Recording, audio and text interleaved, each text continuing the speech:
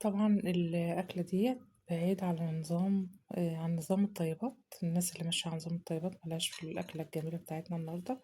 أكلتنا النهارده عبارة عن رز وفول بالصلصة، وهنقدمها مع البتنجان ومع الزيتون، الزيتون في الطيبات، لكن طبعًا الفول والطماطم والبصل مش في الطيبات، فالناس اللي ماشية على نظام الطيبات ما لهمش في الأكلة بتاعتنا.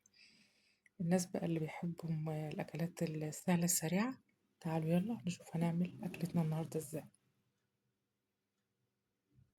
يا مساء الفل، ازيكم يا حبايبي؟ عاملين ايه؟ يا رب تكونوا بخير. النهاردة وصفتنا النهاردة عبارة عن طبخة جميلة جدا تحتوي على الفول. طبعا هنجيب الفول بتاعنا الحصى الجميل وهننقعه في المية لمدة 12 ساعة، يبقى شكله بالمنظر اللي انتوا شايفينه ده. بعيد بقى عن نظام الطيبات، الناس اللي ماشية على نظام الطيبات لأنهم مقاطعين الفول، وبعيد عن كلام الدكتور ضياء العوضي رحمة الله عليه. هنتكلم النهاردة عن الفول وأهمية الفول بالنسبة لجسم الإنسان.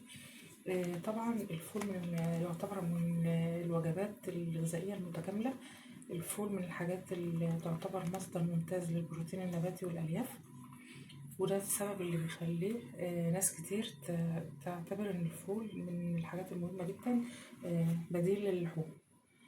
طبعا الفول من الحاجات اللي بتساهم في موضوع الشبع، وطبعا الفول من الحاجات المهمة جدا في ضبط السكر في الدم وتقليل الكوليسترول الضار، وطبعا مهم جدا لصحة القلب. وطبعا الفول من الحاجات اللي بتحتوي على كمية معادن كتيرة جدا، أهمها طبعا الحديد وحمض الفوليك. دي كانت حاجة بسيطة كده، معلومة بسيطة عن أهمية الفول بالنسبة لجسم الإنسان. هندخل بقى في وصفتنا على طول. أول حاجة زي ما قلت لك، هتجيب الفول هتنقعيه لمدة 12 ساعة، بعد كده هبدأ أقشره ونبدأ نعمل وصفتنا.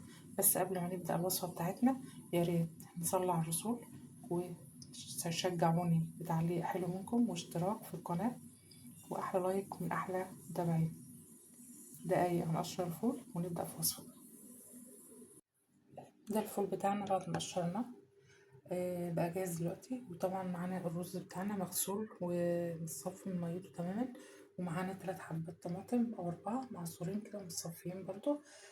هنجيب بقى بصلة وهنحمرها على النار في زيت او سمنة زي ما تحبي، ونشوف هنعمل ايه.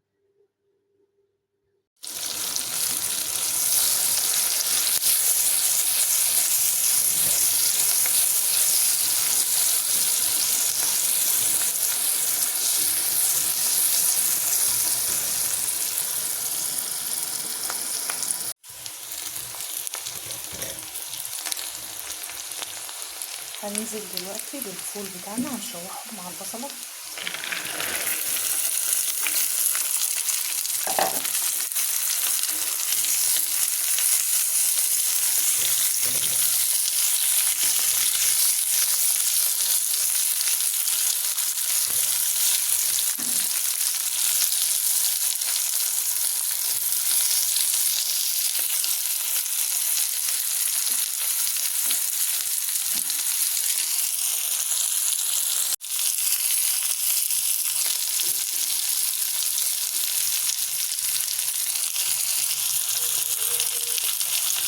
وهننزل دلوقتي على طول بالرز بتاعنا.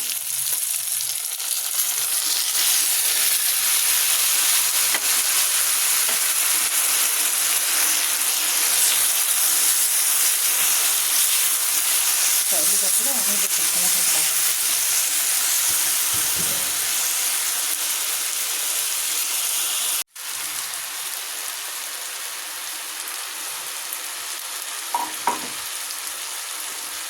هننزل بالطماطم بتاعتنا على الفول وعلى الرز.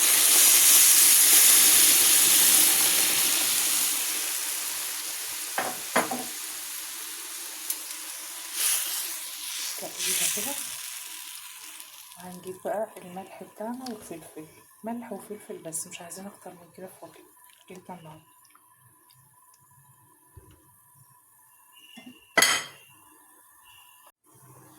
ملح وشوية فلفل، ودي كل التوابل اللي احنا نحطها على اكلتنا النهارده، ملح وفلفل بس. طبعا هنسيبها دلوقتي نص ساعة بالظبط وأوريلكم شكلها عامل ازاي. أكلتنا خلاص بقت تمام اهي. دي شكل أكلتنا اهي بعد ما خلصت، شايفين الجمال. وهنقدمها طبعا مع بتنجان مخلل. طبعا طريقة عمل بتنجان مخلل موجودة على القناة، اللي عايز يدخل يشوف الطريقة. والزيتون والليمون برضو، طريقة تخليل الزيتون والليمون موجودة على القناة. أكلة اقتصادية وسهلة وبسيطة، بمقادير بسيطة جدا هتعمليها. كل حكاية كوباية رز، كوبايتين رز، كوبايتين فول، وثلاث حبات طماطم وبصلة وشوية ملح وشوية فلفل. وفي دقايق هيبقى معاكي أحلى طبق رز وفول بالصلصة. أتمنى لو الفيديو عجبكم، ياريت متبخلوش على مشاركة الفيديو ومشاركة في القناة. أشوفكم فيديوهات جديدة إن شاء الله.